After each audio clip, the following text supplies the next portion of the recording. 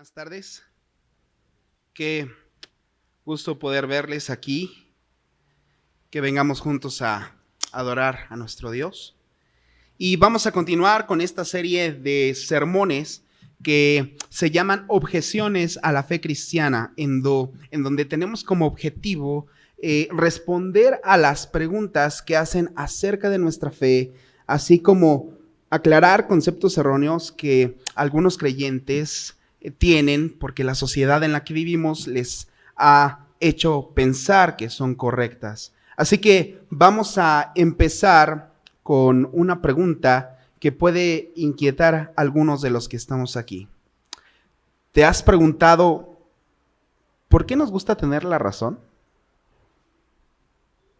Los estudiosos del comportamiento social nos revelan que querer tener la razón y demostrar que estamos en lo cierto es algo que a todos nos satisface.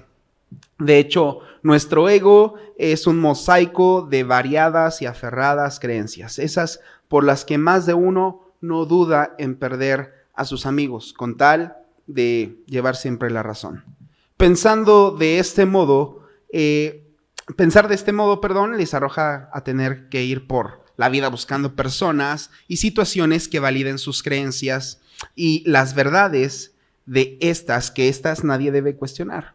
Según el estudio llevado a cabo en la Universidad de Bradford, en Reino Unido, cerca del 60% de personas con este tipo de perfil sufren úlceras, altos niveles de estrés, relaciones disfuncionales con la familia, etcétera, etcétera. Además, y por si no fuera bastante, son personas que alteran la convivencia de todo entorno en el que se mueve. Según esto, siempre pienso, y a mí me gusta tener la razón. Yo soy una de esas personas que le gusta invalidar la opinión de mi esposa en cualquier momento. Me gusta que la gente en mi trabajo coincida con mi forma de pensar. Me gusta que mis amigos me digan: oye, tú siempre tienes la razón. Y yo diga: sí, es cierto. Me encanta tener la razón.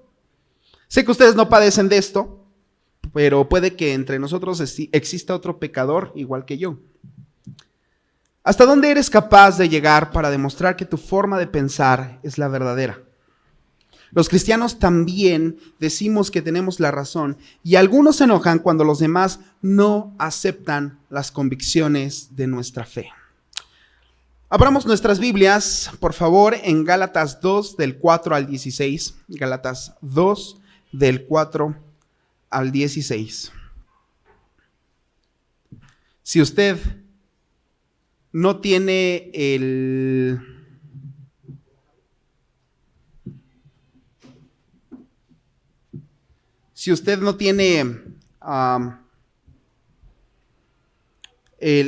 Biblia a la mano, puede ver en las pantallas los versículos. Gálatas 2, del 4 al 16. Sígame con su vista, por favor. Incluso esta cuestión surgió solo a causa de unos supuestos creyentes, en realidad falsos, que se habían infiltrado entre nosotros.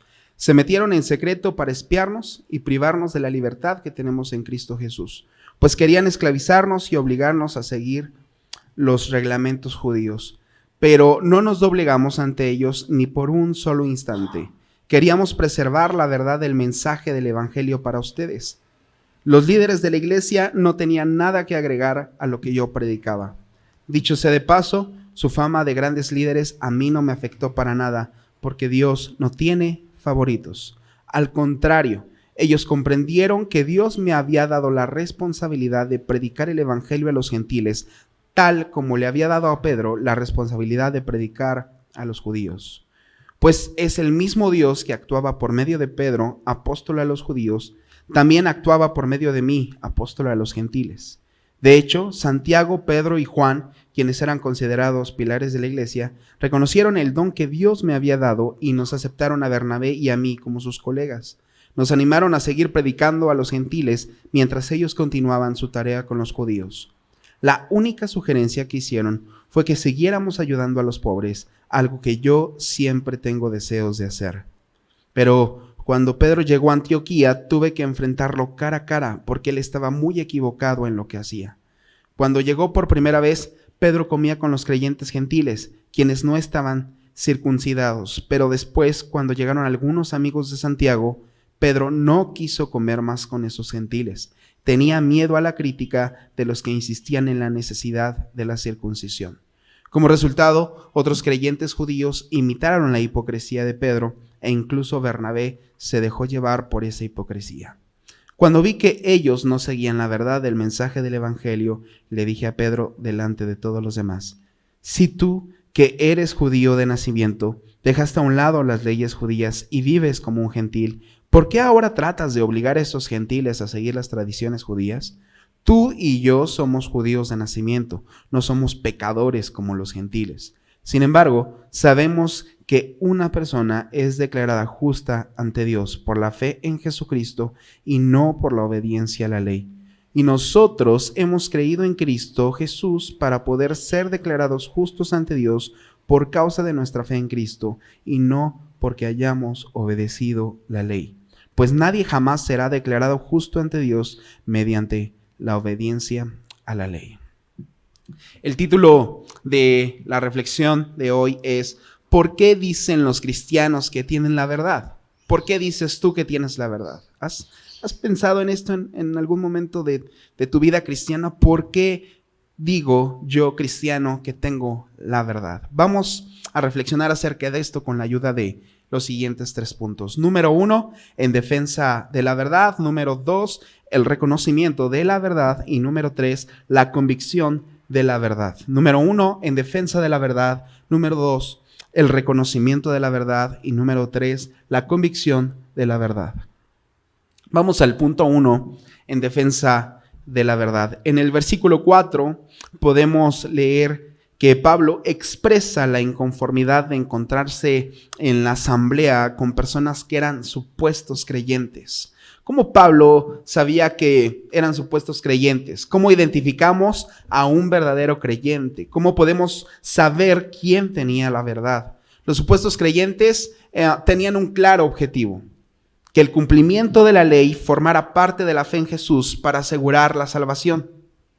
Debemos recordar que uno de los objetivos de los mandamientos que estaban en la ley era para recordar al pueblo que estábamos imposibilitados de nuestra pretensión de hacernos aceptables ante un Dios santo y recordarles que necesitábamos un Salvador. Sin embargo, estos falsos creyentes decían que el cumplimiento escrito de la ley nos hacía puros y aceptados por Dios. ¿Has creído que lo que haces es suficiente para tener una relación estable con Dios? ¿Piensas que Dios está contento con tus buenas acciones y que esto te da puntos para cumplir en tu relación con Él? No somos tan diferentes a los supuestos creyentes.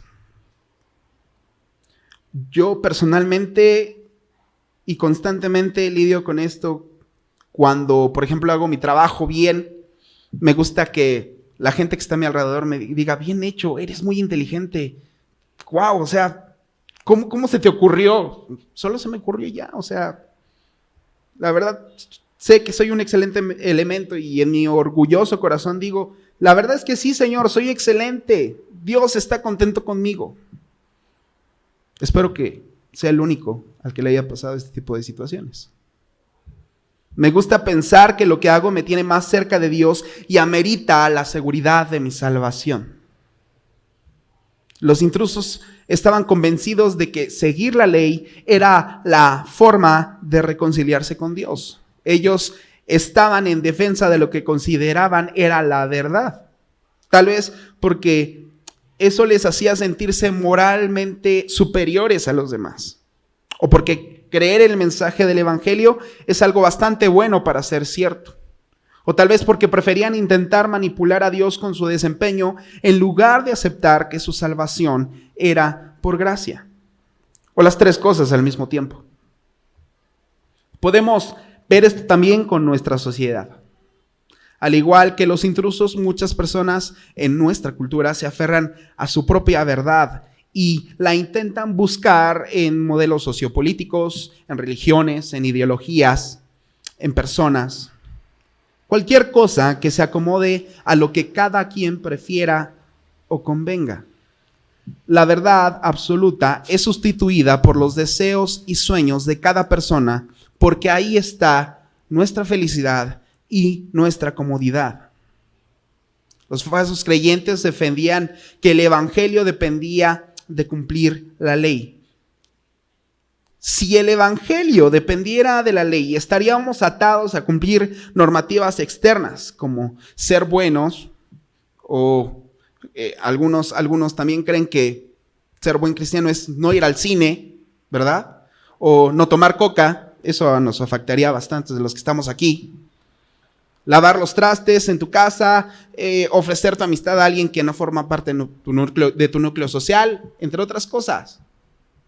Todo esto son reglas que cualquier persona podría cumplir, sea creyente o no. ¿No es más cómodo para nosotros cumplir con normas y buenas acciones para creer que somos mejores que otros?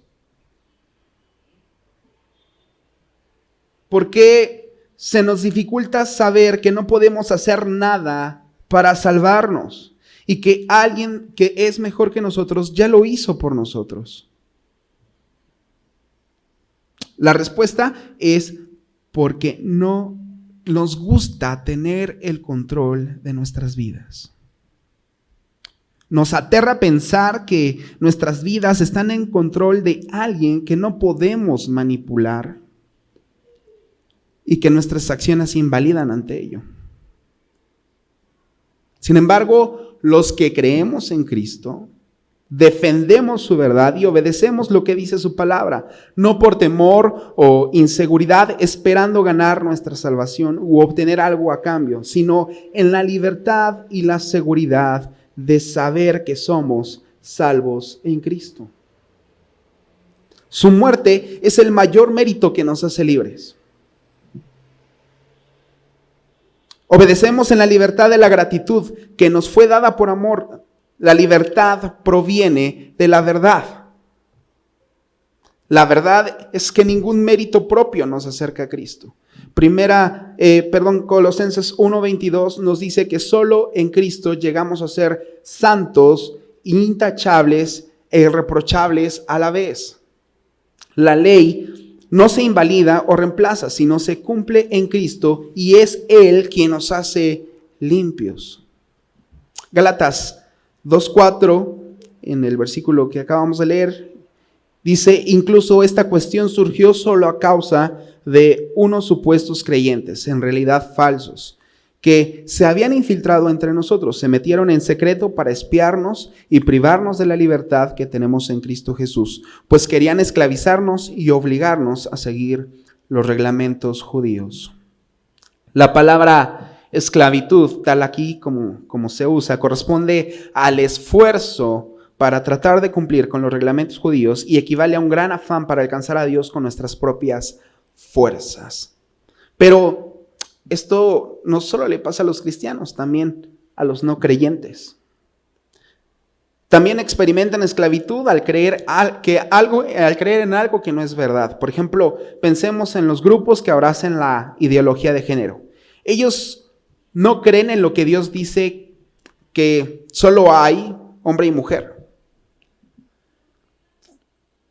Ellos piensan que la verdad es la forma en la que ellos se autoperciben. ¿De qué manera esto los esclaviza?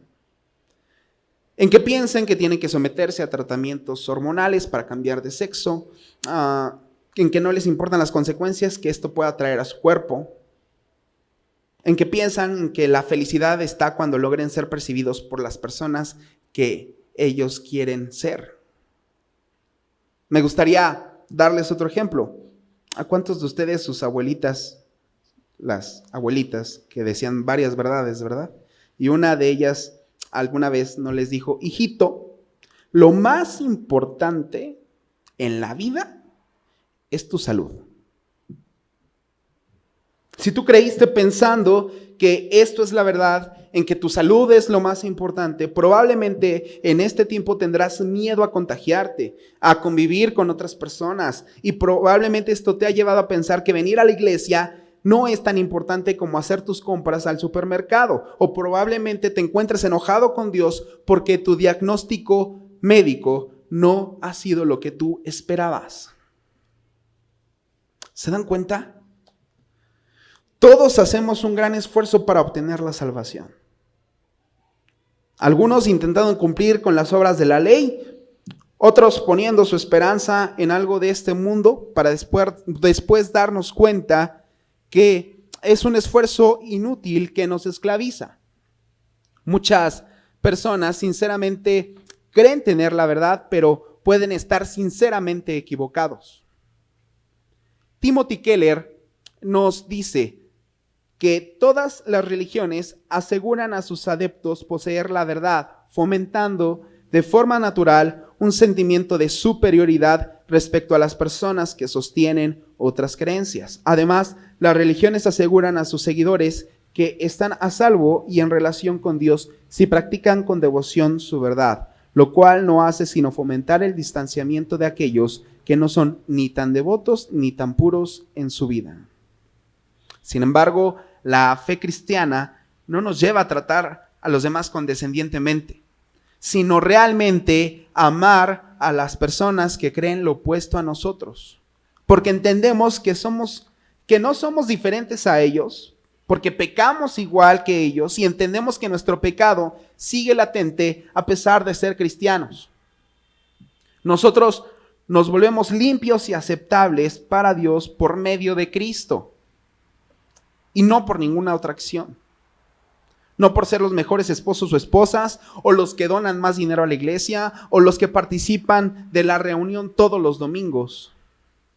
La fe cristiana es verdad porque nos lleva al reconocimiento de nuestra necesidad de salvación y nos permite relacionarnos con los demás sin la superioridad moral o religiosa de otras religiones que afirman tener la verdad, pero no cuestionan su propia fe ni creen que necesitan salvación, sino que creen que ellos mismos pueden salvarse.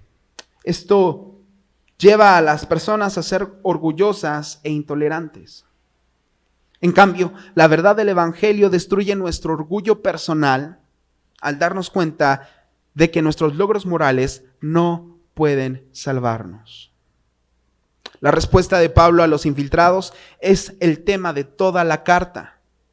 Dice el versículo 5, ni por un momento accedimos a someternos a ellos, pues queríamos que se preservara entre ustedes la integridad del Evangelio.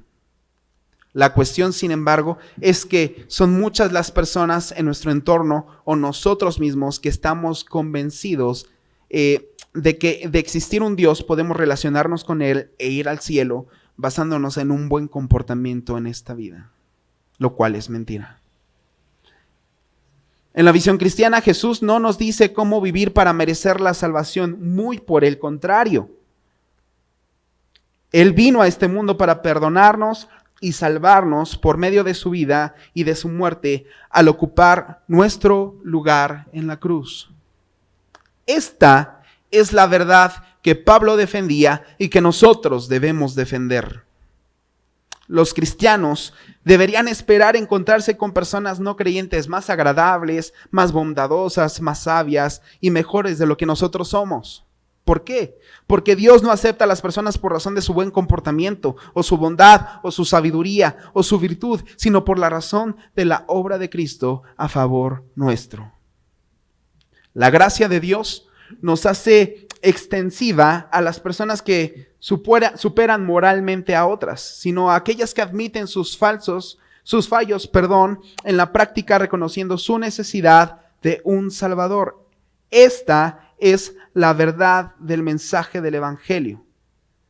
Por ello, los líderes de la iglesia no tenían nada que agregar al mensaje de Pablo, lo cual llevó al reconocimiento de que este mensaje era la verdad.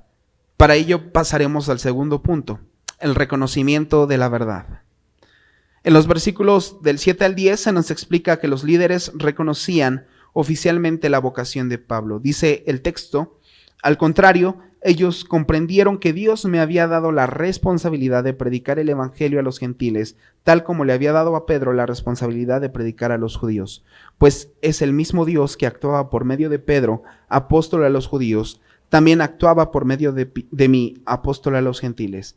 De hecho, Santiago, Pedro y Juan, quienes eran considerados pilares de la iglesia, reconocieron el don que Dios me había dado y nos aceptaron a Bernabé y a mí como sus colegas. Nos animaron a seguir predicando a los gentiles, mientras ellos continuaban su tarea con los judíos. La única sugerencia que hicieron fue que siguiéramos ayudando a los pobres, algo que yo siempre tengo deseos de hacer. El resultado fue que Santiago, Pedro y Juan reconocieron claramente que el ministerio que Pablo y Bernabé tenían lo habían llevado a cabo con un respeto tan grande a la voluntad y a la revelación de Dios, con un fin tan recto, con una energía tan ilimitada, con un amor tan tierno por las personas y con resultados tan maravillosos. Entonces comprendieron que eso solo podía ser producto de la gracia que les había sido dada. Lo que estos dirigentes percibían era que Dios tenía distintos llamamientos para Pablo y para Pedro. La diferencia no estaba en sus mensajes, sino en los receptores a quienes los dirigían. Pablo tenía el ministerio de llevar el mensaje de Cristo al resto del mundo, mientras que Pedro había sido llamado a desarrollar una tarea en el ámbito local con los judíos. Servir a nuestros compañeros de trabajo, a nuestros amigos, a nuestros empleados, lleva consigo transmitir el mensaje del evangelio. Ayudarles a orar, ser misericordiosos, conocer y apoyar sus necesidades. Son acciones indispensables para que ellos puedan reconocer la verdad. El evangelio se puede compartir a cualquier grupo de personas sin perder su esencia. Esto es que el evangelio debe ser visible para los demás en donde estés, a través de tu vocación y de acuerdo al entorno social en donde te encuentres. Las personas deben ver el evangelio en ti y deben beneficiarse de tu cristianismo para ayudarles a que puedan reconocer la verdad. En Juan 14:6 nos dice claramente quién es la verdad. Dice la palabra: Jesús les contestó: yo soy el camino, la verdad y la vida. Nadie puede ir al Padre si no es por medio de mí. Reconocemos la verdad cuando el mensaje del amor de Dios en Cristo haya penetrado el corazón y la mente, comprendiendo que Jesús ha hecho la obra perfecta, dando la vida por ti y por mí en la cruz, sin pecado, sin defectos, por amor, recibiendo el castigo que merecíamos para ser reconciliados con el Padre. Cuando pienso en esto, sé que no tengo nada que ofrecer a quien ha dado todo por mí. Esta es la verdad que debemos reconocer, que a pesar de nosotros, Dios nos ama y decidió salvarnos a través de la obra de Cristo. Como resultado, obedecemos los principios de conducta que nos ha dejado en su palabra, incluyendo servir a nuestra sociedad de forma indistinta. Solo así podremos depositar nuestra confianza en Jesús, porque confiamos en aquello que es verdadero. Muchas personas piensan que los cristianos somos arrogantes por decir que tenemos la verdad. Tal vez el día de hoy tú pienses eso. ¿Y sabes qué? Puede que tengas razón. Muchos cristianos son personas arrogantes que utilizan la verdad para su beneficio. Sin embargo, si no comprendemos realmente la verdad, esto puede realmente, si comprendemos realmente la verdad, esto puede transformar nuestra vida y la vida de aquellos que nos rodean. Regresando al texto de Gálatas, se añadió una cláusula más al acuerdo principal que tenía que ver con la esencia del evangelio y la distribución del campo de trabajo. Dice la palabra en el versículo 10, la única sugerencia que hicieron fue que siguiéramos ayudando a los pobres, algo que siempre tengo deseos de hacer. La difícil situación por la que pasaban los pobres de Judea requería que se tomaran medidas especiales para socorrerles. Al parecer esta situación, aunque a veces más severa que otras, era algo constante y el cuidado de los pobres es un tema recurrente en la Biblia. Jesús fue el ejemplo perfecto de esto. En su encarnación, Él se mudó a vivir con los pobres, vivió, comió y se asoció con la clase más baja de la sociedad. Él llamó a esto misericordia. La Biblia exige que lo imitemos. Los cristianos debemos abrir nuestras manos a los necesitados hasta donde haya necesidad. Y dentro de la iglesia la riqueza debe ser compartida de manera muy generosa entre ricos y pobres. Es algo que pertenece a la expresión de gratitud que el creyente tiene por los beneficios recibidos. Aquellos que han recibido misericordia deben ser misericordiosos porque estamos convencidos de la verdad. El tener la convicción de que existe una verdad objetiva más allá de nuestros gustos o preferencias nos da una mejor base para la convivencia social y el establecimiento de leyes justas. Si renunciamos a la verdad, simplemente seremos víctimas de las modas y de los grupos que tengan el poder, como los feministas, los grupos LGBT, entre otros. Por estas razones, es necesario no solo reconocer la verdad, sino afirmar nuestra convicción de la verdad que tenemos en Cristo. Para ello vamos al tercer punto, la convicción de la verdad. Los versículos del 11 al 15 nos cuentan que Pablo habló en contra de la actitud de Pedro. ¿Qué podía causar que llegaran ante tal situación? Leamos los versículos. Dice el versículo 11: pero cuando Pedro llegó a Antioquía tuve que enfrentarlo cara a cara porque él estaba muy equivocado en lo que hacía. Cuando llegó por primera vez, Pedro comía con los creyentes gentiles, quienes no estaban circuncidados. Pero después, cuando llegaron algunos amigos de Santiago, Pedro no quiso comer más con esos gentiles. Tenía miedo a la crítica de los que insistían en la necesidad de la circuncisión. Como resultado, otros creyentes judíos imitaron la hipocresía de Pedro e incluso Bernabé se dejó llevar por esta hipocresía. Cuando vi que ellos no seguían la verdad del mensaje del evangelio, le dije a Pedro delante de todos los demás: si tú, que eres judío de nacimiento, dejaste a un lado las leyes judías y vives como un gentil, ¿por qué ahora tratas de obligar a estos gentiles a seguir las tradiciones judías? Tú y yo somos judíos de nacimiento, no somos pecadores como los gentiles. Pedro había cambiado sus hábitos alimenticios. Los judíos se abstuvieron por siglos de contaminarse con las comidas de los gentiles. ¿Cómo podrán cristianos judíos comer con cristianos gentiles? Pedro comió con los gentiles porque Dios le había mostrado que nadie es impuro en Cristo. Así que cuando Pedro se apartó de los gentiles, se dejó llevar por la corriente social y religiosa de los judíos. Él sabía que las leyes en cuanto a la comida y el vestido eran solo costumbres judías y que él no las guardaba todas. Él sabía que al separarse de los creyentes gentiles estaba actuando en contra de sus propias convicciones guiadas por Cristo. Dice la palabra que Bernabé hizo lo mismo que Pedro. Nuestra cultura nos arrastra a creer que las convicciones en las que hemos creído son incorrectas. Somos arrastrados por las ideas y creencias de todos aquellos que argumentan tener la verdad, y para nuestra conveniencia y comodidad nos es mejor estar de acuerdo con estas supuestas verdades.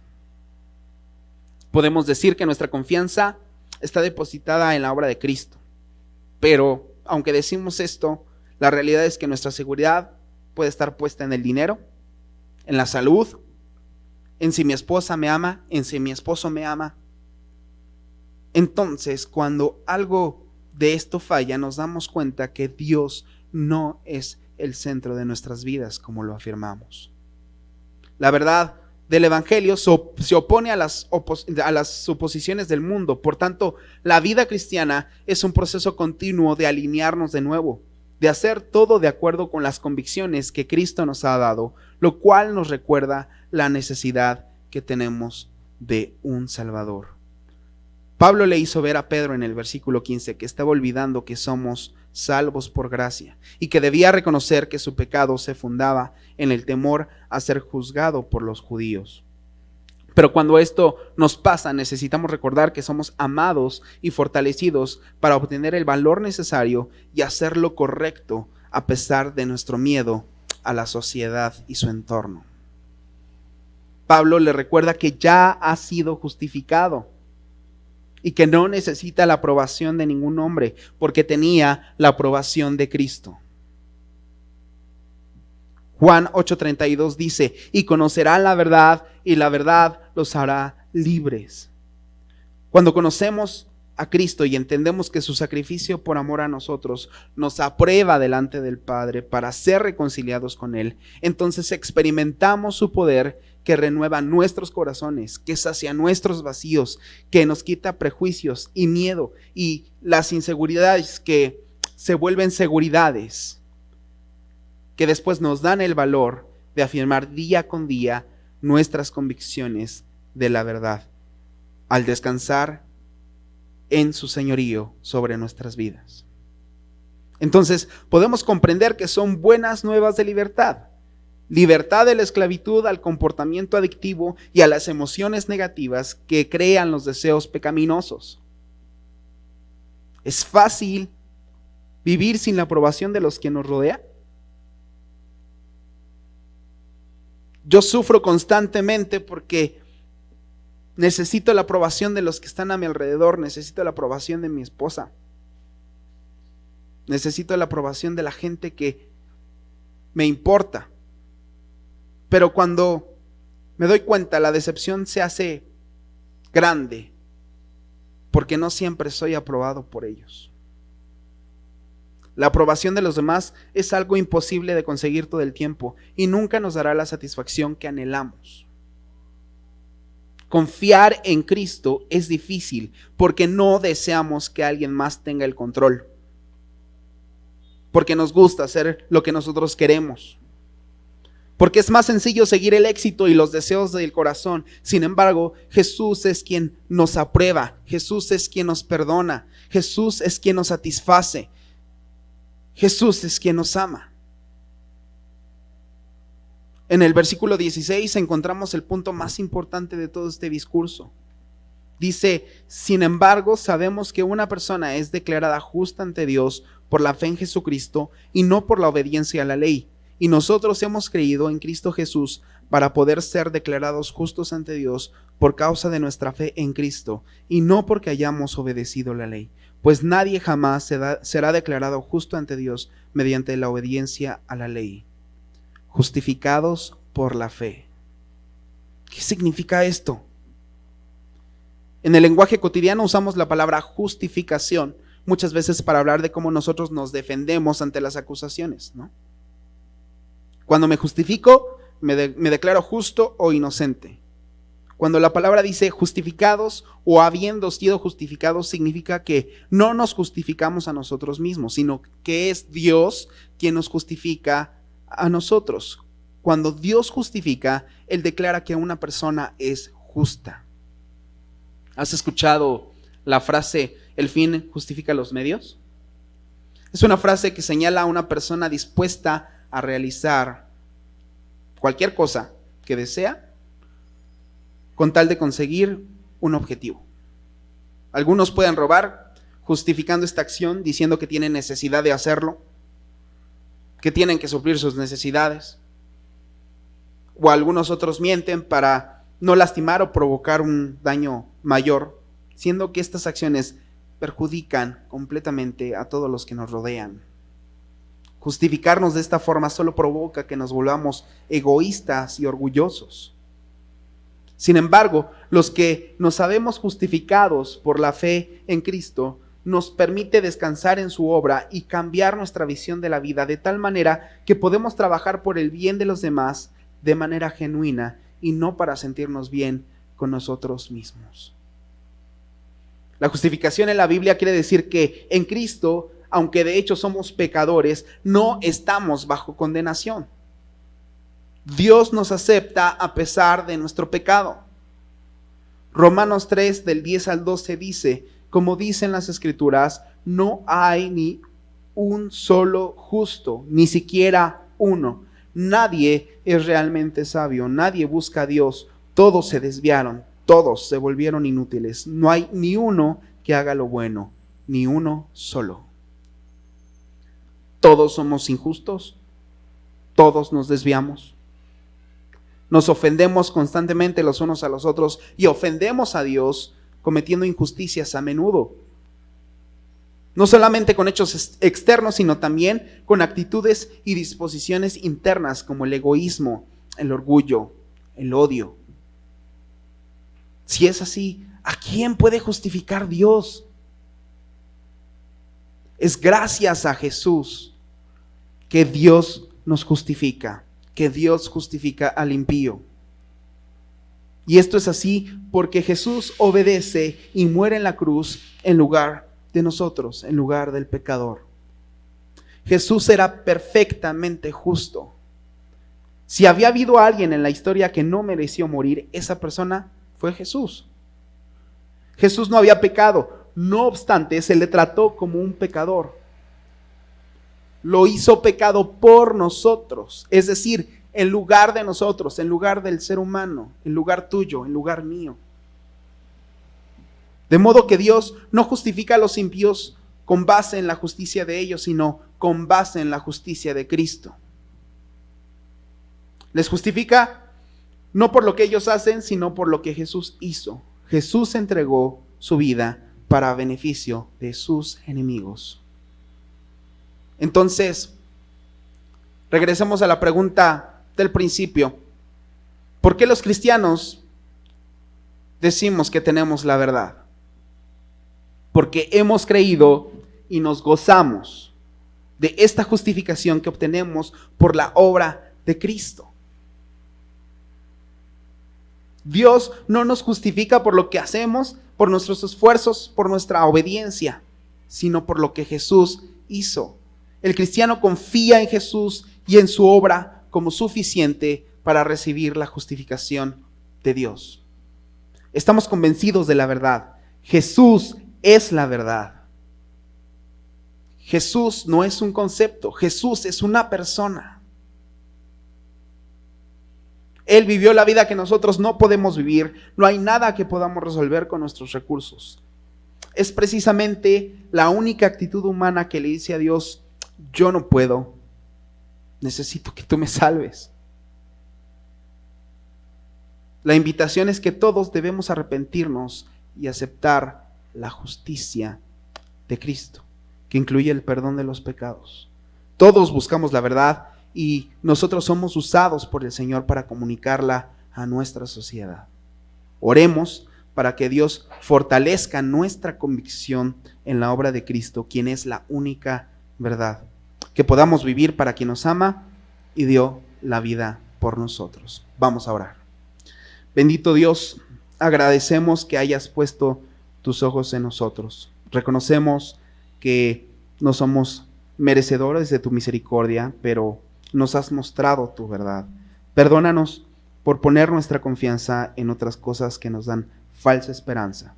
Ayúdanos a recordar que solo tú eres la verdad, que no nos pides nada para que nos aceptes, pues nos amas y tienes el control sobre nuestras vidas. Que al defender la verdad de tu evangelio con nuestras vidas, otras personas lleguen al conocimiento de tu gracia.